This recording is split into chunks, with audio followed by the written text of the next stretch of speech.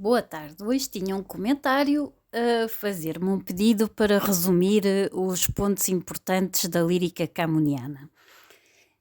E é assim, explicar-te isto em 10 minutos é complicado, porque Camões é o nosso prodígio da escrita, com o Fernando Pessoa. E Camões escreveu todo o tipo de coisas que havia para escrever, menos romances, porque na altura ainda não existiam. E, portanto, é complicado estar-te agora a explicar. Mas pronto, tirando a parte da lírica, não é? Porque ele também escreveu teatro e escreveu uma epopeia, que tu depois vais estudar a seguir.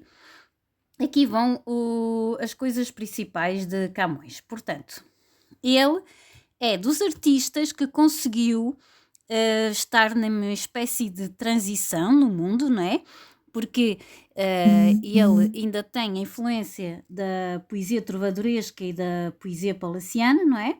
E vai usando a medida velha, que são os vilancetes, as cantigas, as trovas, endechas, as esparsas o que tem, e geralmente, por exemplo, os vilancetes podem ter motes e glosas e tal. Como também vai depois ter a influência da parte renascentista, em que tem o petrarquismo e o neoplatonismo. Pronto, e o que ele mais escreveu nessa altura foram sonetos e odes, mas vocês só dão sonetos. Odes são poemas muito compridos, geralmente bastante tristes. Os temas. Os temas são estes. É o amor, os efeitos contraditórios, o sofrimento amoroso e insatisfação, a mulher, o retrato idealizado, a natureza, a influência que a mulher amada tem sobre a natureza, ou o facto de haver natureza idílica, ou a natureza não ser idílica só porque o sujeito poético não se sente feliz. Tem a reflexão pessoal, a vida do sujeito poético, os seus erros, a má sorte, a angústia, o sofrimento e a desilusão. O desconcerto do mundo, que é o mundo não é justo e arbitrário, e a mudança na natureza e no ser humano como lei universal. Portanto, isto é a rapidinho. Agora, se queres que eu te explique melhor, eu posso explicar um bocadinho mais. Tenho mais vídeos sobre estas matérias para baixo que eu fiz o ano passado, só tens que procurar no meu perfil. Então, é muito importante, primeiro, que tu entendas o contexto histórico, não é?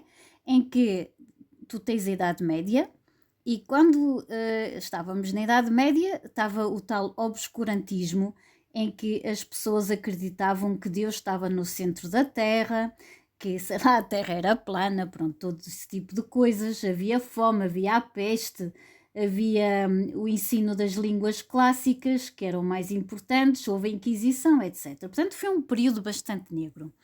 E quando chegou o Renascimento, foi como se houvesse uma luz na escuridão. É um movimento artístico e cultural, não é? Que surgiu na Itália e que vai ter várias características. Portanto, é o renascer de tudo o que era greco-romano.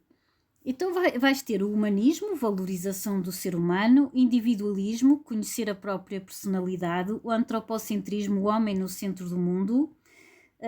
Outra coisa, por exemplo, valorização da antiguidade clássica, cultura greco-romana com paradigma que procura a unidade, o equilíbrio, a beleza e a proporção, e universalismo. Portanto, vai-se abrir para a cultura.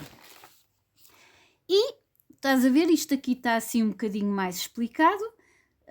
Tens aqui, portanto, na influência tradicional, os temas que estão presentes, e tens a medida velha, que é o uso da redondilha menor e a redondilha maior, ou seja, 5 sílabas, 7 sílabas. Os vilancetes costumam ter motes de 2 a 3 versos e glosas de 7 versos. Não te esqueças que glosas são estrofes. A cantiga costuma ter um mote de 4 a 5 versos e glosas de 8, 9, 10 versos. Esparsa é uma só copla, portanto, uma só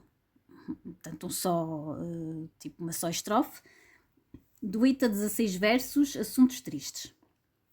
Depois, dentro da influência renascentista, os temas é o amor platónico e petrarquista, o desejo, as ilusões frustradas do amor, a mulher divinizada e inacessível, a beleza suprema, A vida, o destino, as injustiças, a efemeridade da vida, o desconcerto do mundo e a natureza. Então, vai usar a medida nova, que são os decassílabos, e menos frequente, os hexassílabos ou alexandrinos, que são 12 sílabas. E depois, pronto, o soneto, já sabes, é uma composição poética de 14 versos, 2 quadras e 2 tercetos, geralmente com decassílabos. E não te esqueças que a chave de ouro costuma estar no último terceto. O que é a chave de ouro?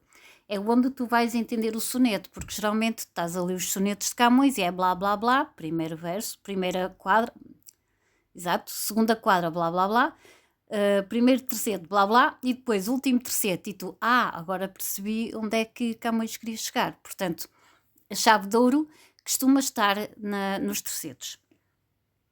Depois logo os amónios, aqui pouco importa. Amor é um dos temas muito importantes. Tu vais ver que os poemas são como um diário, confidências, queixas e meditações sobre o amor que o domina. É contraditório, complexo, paradoxal, levado aos extremos da paixão e da dor. Reflexão sobre a vida pessoal. Poesia com grande pendor autobiográfico, vítima de um destino inexorável e injusto. As suas vivências estão repletas de amor, saudade, desengano, frustrações, pessimismo existencial, revolta e desejo de fuga. Tenho aqui estes textos que eu escrevi sobre o amor e sobre o desconcerto do mundo. O desconcerto do mundo é um dos temas que me agrada bastante, porque principalmente naquela esparsa que é mais conhecida, que ele diz que os bons vi sempre passar grandes tormentos e os maus grandes contentamentos. O que é que isso quer dizer? Quer dizer que a vida não é justa. Não vale a pena estarem aí a estrebuchar porque uns têm tudo e outros não têm nada e porque esforçam-se muito e não conseguem. Não é assim, vocês têm que continuar a tentar. Mas realmente, às vezes, não temos sorte. Por muito que se faça, não temos sorte. Mas o que importa é como nós atuamos a partir daí. E Camões não teve sorte na vida. Também, sim, ele não tinha muito juízo. Vocês sabem que ele meteu-se com mulheres casadas, ele andava à porrada, esteve preso, depois como castigo foi para a Índia, não é? No degredo, esteve longe da pátria e depois quando voltou mostrou os Lusíadas a Dom Sebastião e ficou de receber uma tença, que era uma espécie de dinheiro, não é? Vindo do rei, só que entretanto não sei se chegou a receber e acabou por morrer na miséria. E sempre se sentiu muito desiludido pela falta de apoio que se davam às artes e às letras, algo que parece que nós já estamos habituados, porque continua a ser assim. Portanto, as pessoas de artes e letras continuam a ser discriminadas, não é?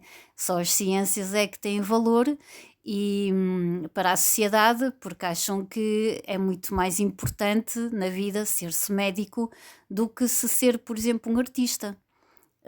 Se calhar, em termos de saúde, é verdade, não é? Ser um médico salva vidas, mas os artistas também salvam vidas de outra forma, porque a arte pode ajudar uma pessoa na sua saúde mental e fazer com que ela se sinta melhor e mais feliz. Portanto, todas as profissões têm valor e todas as ciências, as artes e as letras todas têm valor. Não é só uma que tem que ter a supremacia relativamente às outras. E é disto tudo que ele se vai queixando. Porque é que eu tive que sofrer tanto na minha vida? Porque é que eu fiz tanto? Como é que eu escrevi tanto? Como é que eu escrevi a epopeia que vai glorificar Portugal e agora praticamente fiquei sem nada? Pronto, isto é o desconcerto do mundo. E pronto, é assim. Eu já falei os 10 minutos e tenho a sensação que ainda não disse nada sobre Camões, ainda falta dizer tanta coisa. Mas pronto, espero que tenhas percebido que isto é que é o essencial. Então, até à próxima.